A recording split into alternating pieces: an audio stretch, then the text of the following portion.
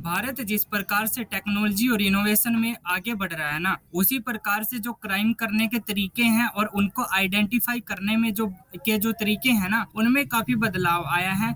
जिससे होता क्या है कि क्रिमिनल के खिलाफ पुलिस और जांच एजेंसीज को एविडेंस कलेक्ट करने में काफी प्रॉब्लम्स का सामना करना पड़ता है। अभी इसी प्रॉब्लम्स को देखते हुए ना, भारत के जो होम मिनिस्टर हैं अमित शाह, उन्होंने एक बिल प्रेजेंट किया पार्लियामेंट में, जिसका नाम है क्रिमिनल प्रोसीजर आइडेंटिफिकेशन बिल 2022। तो यहाँ पर हम इस बिल के बारे में जानेंगे कि इसका क्या फायदा होगा और क्या इसका नुकसान है और क्यों इसका क्रिटिसिज्म किया जा रहा है।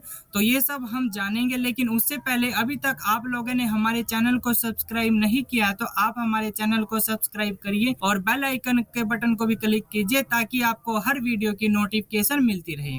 तो देखिए, जो बिल के अंदर क्या होगा, जो हमारी पुलिस एजेंसीज हैं या जो इन्वेस्टिगेटिव एजेंसीज हैं, उन सभी को यहाँ पर अधिकार मिल जाता है कि वो डायरेक्टली बिना किसी कोर्ट की परमिशन से क्रिमिनल्स की जो डाटा है या उनके जो फिजिकल और बायोलॉजिकल सैंपल्स हैं, उनको वो कलेक्ट कर सकती है। जैसे कि वो अब उनसे ना डायरेक्टली फिंगरप्रिंट ले सकती है, उनके आंखों का स्कैन ले सकती है जिसको इरिस स्कैन बोलते हैं, उनके सिग्नेचर, उनकी हैंडराइटिंग, ये जो सैंपल्स है ना, ये सब जो हमारी पुलिस और इन्वेस्टिगेटिव एजेंसीज हैं, वो अब डायरेक्टली बिना किसी परमिशन के उन क्रिमिनल्स के खिलाफ उनसे ये डाटा ले सकती है। और ये जो कंप्लीट इंफॉर्मेशन है ना, ये स्टोर की जाएगी एनसीआरबी के द्वारा। एनसीआरबी ऑलरेडी प्रेजेंट है, ये ऐसा नहीं है कि इसको भी अभी बनाया गया है। नेशनल क्राइम रिकॉर्ड ब्यूरो ये ऑलरेडी प्रेजेंट है।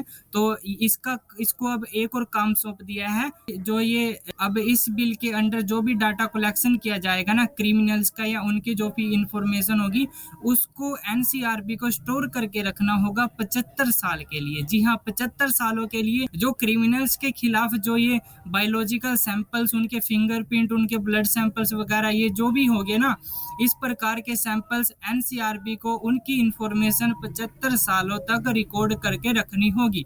तो इससे बेनिफिट होगा कि अगर कोई एक क्रिमिनल एक बार क्राइम करता है ना, तो उसकी वो जो इंफॉर्मेशन होगी, उसके जो सैंपल्स होंगे, वो सब ऑलरेडी एनसीआरबी के पास स्टोर होंगे।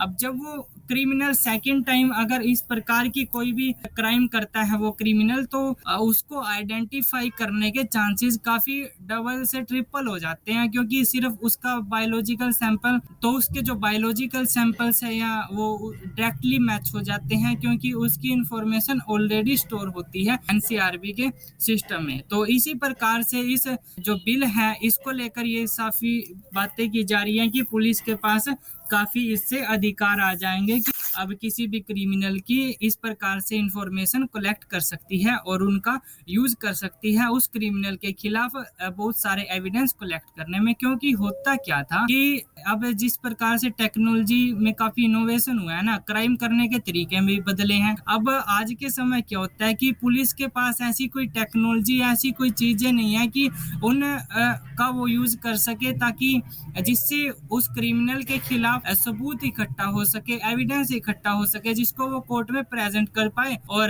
क्रिमिनल्स को जो भी मैक्सिमम पनिशमेंट है वो उसको मिल पाए। अब इसी का फायदा उठाते थे क्रिमिनल्स और उनको यहाँ पर एविडेंस के अभाव में, सबूतों के अभाव में उनके खिलाफ कोई भी स्ट्रॉन्ग केस नहीं बन पाता था। तो इससे होगा क्या, जो क्रिमिनल्स होंगे उनके जो पनिशमेंट के चांसेस है वो काफी इंक्रीज हो जाएंगे, क्योंकि उनके खिलाफ एविडेंस की प्रोबेबिलिटी बढ़ जाएगी। तो ये सब यहाँ पर इस बिल की काफी कुछ खासियत है, लेकिन कुछ लोग इस बिल का क्रिटिसिज्म भी कर रहे हैं। आपको बताता हूँ, कुछ लोग बोल रहे हैं कि ये जो बिल है ना, इससे प्राइवेसी का इशू है। तो देखिए, प्राइवेसी का इशू तो आता है, लेकिन हमारे होम मिनिस्टर साहब है ना, उन्होंने पार्लियामेंट में एक बात यहाँ पर बोली थी कि देखिए, जो ह्यूमन राइट की बात करते हैं ना क्रिमिनल्स की या टेररिस्ट की, तो उनको मैं एक बात कहना चाहता हूँ कि देखिए, जो विक्टिम्स होते हैं उनके भी ह्यूमन राइट होते हैं और उनके ह्यूमन राइट की कोई भी यहाँ पर बात नहीं करता। तो इसके बारे में अमित शाह जी ने पार्लियामेंट में ये जवाब दिया था। तो ये था इस बिल के बारे में ये पूरी इंफॉर्मेशन। तो मिलते हैं नेक्स्ट वीडियो में, तब तक के लिए गुड बाय।